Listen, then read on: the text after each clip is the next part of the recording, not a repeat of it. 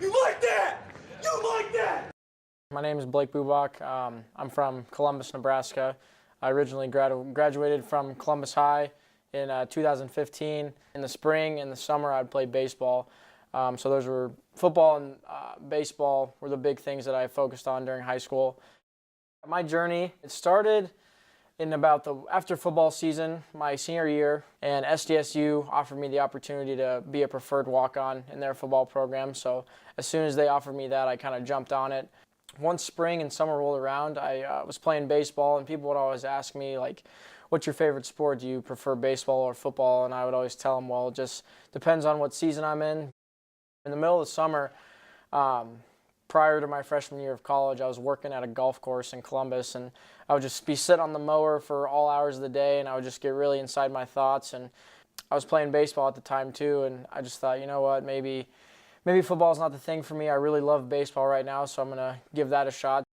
I reached out to Coach Day, and he was super open about having me come to Kearney. He was offering me a little bit of money to come, which was nice. So I decided that's what I was going to do. Is I was going to come to Kearney. I was going to play baseball. And then there came a point in time where there would be days where I'd show up to practice and it just didn't feel fun for me anymore. I mean, specific times where it just, like, even when it came to hitting, there were days where it felt like, because my swing was just getting changed so much, and that's not what I was expecting when I came. I wanted to have that same fun, loving feeling for baseball that I had when I was growing up. So I decided, I was talking to my parents, I had to make some decisions, and I just had this gut feeling that baseball wasn't the thing for me at that point.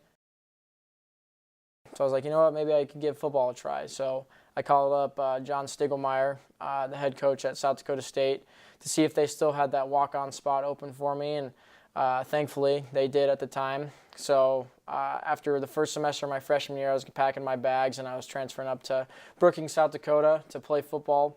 I moved back to Columbus for the summer, and I had to really reevaluate my thoughts because I was still in that same place that I was in when I was at Kearney playing baseball. I was back home. I was like, you know what? I was talking to my parents about it. I was like, I have some friends that go to Lincoln.